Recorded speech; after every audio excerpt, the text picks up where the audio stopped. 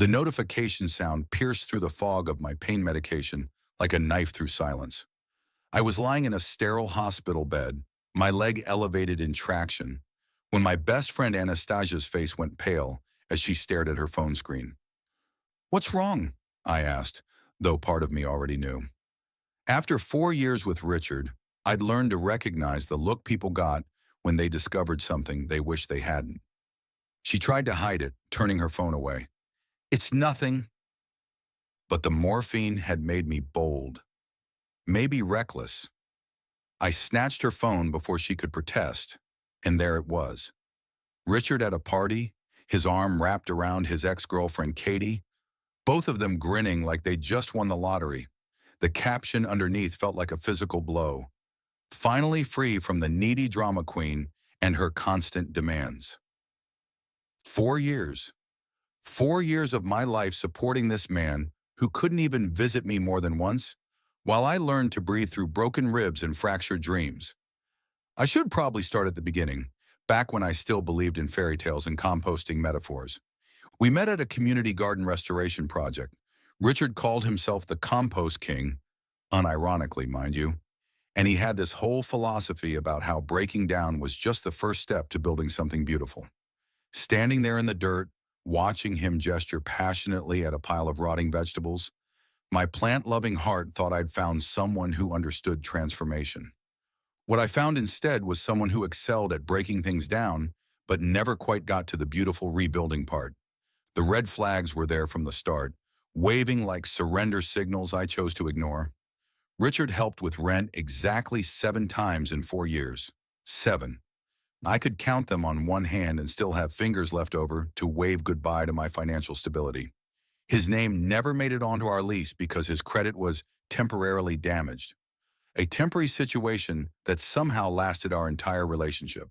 He was between jobs approximately 60% of the time we were together. When he did work, his paychecks vanished into his gaming setup, designer clothes, or nights out with friends who would later abandon him on social media without a second thought. He asked to borrow my car more often than he asked how my day was. But love makes you stupid sometimes. I made excuses for him like it was my second job, one that paid as poorly as his actual employment history. He was finding himself, I told concerned friends. He had potential, I insisted to my worried mother. All that garbage we tell ourselves when we're dating someone who's perfected the art of being a professional disappointment. The accident changed everything, though not in the way I expected. Some idiot ran a red light and T-boned my car on a Tuesday morning. I woke up in the hospital with a broken leg, 3 fractured ribs, and a concussion that made the world feel like it was spinning on the wrong axis. The doctor said I was lucky it wasn't worse.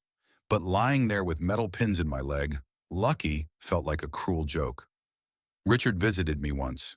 20 minutes of awkward small talk before he announced that hospitals gave him anxiety and he needed to process this trauma in his own way. The trauma that happened to me, not him. But somehow, even my near-death experience needed to be about Richard's feelings. Anastasia, my angel of a best friend, slept in that torturous hospital chair for 3 nights. She helped me to the bathroom when I could barely stand, brought me actual food when hospital cuisine became unbearable, and even washed my hair in that tiny sink because I couldn't shower. That's what real love looks like, not the hollow promises of a man who can't be bothered to show up. So there I was, doped up on painkillers, staring at photographic evidence of my boyfriend's celebration of my absence. 4 years of emotional and financial support, and this was his response to my hospitalization, a public declaration of freedom. The comments under his post were almost worse than the caption. Friends, our mutual friends, congratulating him. "Glad you're happy, bro. You deserve better." Not one person asking, "Hey, isn't your girlfriend in the hospital right now?" I didn't comment. I didn't text him. I didn't call. Instead, I lay there processing a revelation that cut deeper than any physical injury. My name was the only one on our lease. I made some calls to my landlord explaining the situation, to my brother Dylan, who had always seen through Richard's charm, to my cousin who happened to be a lawyer. Within hours, I had a plan. Phase 1 began while I was staying with Anastasia during my recovery. Dylan and 2 of his co-workers, good men who understood the concept of paying for services rendered, helped me execute what I now call the Great Dumpster Disposal.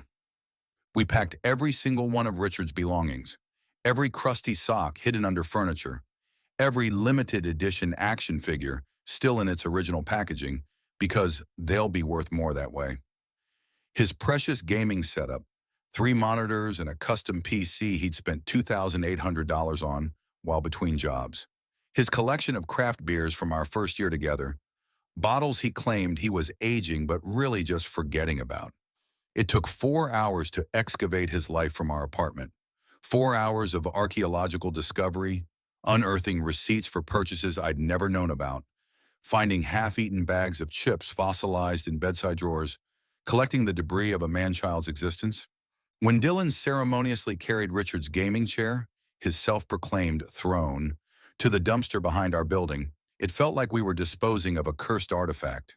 We didn't break anything deliberately, didn't slash clothes or smash electronics.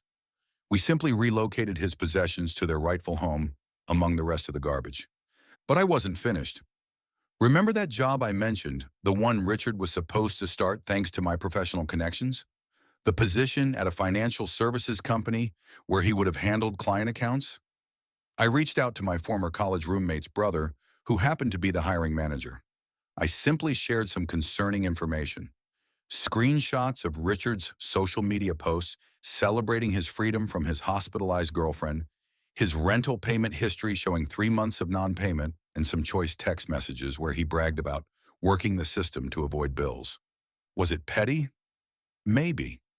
But would you want someone handling your retirement account who couldn't remember to pay his own electric bill?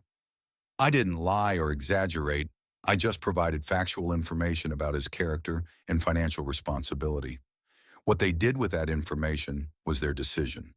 Spoiler alert, they rescinded the job offer. The next morning, my phone exploded with notifications. Text after desperate text from Richard. "Where is my stuff? Are you serious right now? Everything I own was in that apartment. My collector's items are worth thousands." Then came the tone change. "Baby, please, I'm sorry. I was just drunk and stupid. Katie doesn't mean anything to me. Please call me back. I love you so much. We can work this out." But the most entertaining messages came from his mother, Deborah. Richard's mother had always treated me like I was lucky to breathe the same air as her precious boy. Now she was calling me, sobbing, saying I needed to reconsider what I'd done. Her son had made a mistake, she wailed, but didn't deserve to have his life ruined. "He told me about the other thing you did," she said through tears. "The job situation. You're being vindictive and cruel." Maybe I was vindictive. Maybe I was cruel. But 4 years of supporting someone who couldn't be bothered to visit me more than once in the hospital, who publicly celebrated being free from me while I was learning to use crutches, that felt pretty vindictive and cruel too. The aftermath was swift and merciless. Richard, it turned out, had been living an elaborate fiction. He'd told his entire family that he was supporting me financially, that I was unstable and couldn't hold a job, that the apartment was actually his, and he generously let me stay there. He'd been borrowing money from family members for years, claiming it was to help with my spending problem. When I sent his mother bank statements, rental receipts, and documented proof of our actual financial arrangement, the truth cracked her worldview like an egg hitting concrete. She called back once more, just once, to apologize and admit that Richard had manipulated her just as thoroughly as he'd manipulated me. The grand gesture, when it finally came, was exactly as predictable and self-centered as I'd expected. A compost bin, an actual container of dirt and worms, delivered to Anastasia's building with a handwritten note. "Like compost, our love can break down and rebuild into something stronger. I'm decomposing my old self to become the man you deserve." Inside the rotting material was a small velvet box containing a ring, a cheap plastic diamond ring that had already turned my skin green, with a date engraved inside, his ex-girlfriend's birthday. He'd literally given me Katie's recycled ring in a bucket of garbage. The symbolism was too perfect to ignore. I texted him back. "The compost bin is exactly where our relationship belongs, breaking down among the worms and garbage." Richard's desperation escalated into public humiliation when he created a GoFundMe claiming I'd stolen his money and destroyed family heirlooms after a minor argument. The fundraiser lasted 6 hours before it was reported for fraud, and Richard's attempt to play victim backfired when he was arrested for outstanding warrants during a scene at our old apartment building. 2 nights in jail apparently provided the wake-up call Richard needed. According to his brother, he's finally getting his life together, working, paying rent, seeing a therapist. Most importantly, he stopped contacting me entirely. The silence has been golden. I've been seeing my own therapist, unpacking the hard truths about why I stayed so long with someone who treated me like a safety net rather than a partner. I learned that I'd been using Richard's problems as a way to avoid dealing with my own, that fixing him gave me purpose and identity, that I'd valued myself so little I thought his scraps of affection were all I deserved. These realizations haven't been easy. There were therapy sessions where I cried until my healing ribs ached all over again, but acknowledging these patterns was the first step to breaking them. My new apartment is smaller than the old one, but it has a balcony where I'm growing my own garden, plants that will actually flourish instead of slowly dying from neglect. My cast is off, I'm walking without assistance, and I bought a reliable used car I've named Freedom. The other day, Richard's mother invited me to lunch. She apologized again for not seeing what was happening, handed me an envelope with $2,000 and said, "This doesn't begin to cover what he owes you, but it's what I can do right now. This isn't from Richard. This is from me because I failed as a mother if I raised someone who would treat you this way." I used that money to furnish my fresh start, filling my space with things that held no memories of Richard's presence. As I sit here now, typing the final chapter of this story, I realize something profound has shifted. For 4 years, I felt like I was carrying everyone's backpacks up a mountain while the tour guide abandoned me halfway to the summit. Now my shoulders literally feel lighter. The heavy weight I'd been carrying, the weight of someone else's broken promises, unpaid bills, and emotional manipulation, is finally gone. I learned that sometimes the most beautiful thing you can grow from compost isn't a relationship rebuilt on broken promises. Sometimes it's the courage to walk away, to choose yourself, and to plant new seeds in soil that's finally ready to nurture something real. The compost king never did learn how to build something beautiful from the breakdown, but I did, and it turns out the most beautiful thing I could create was a life without him in it.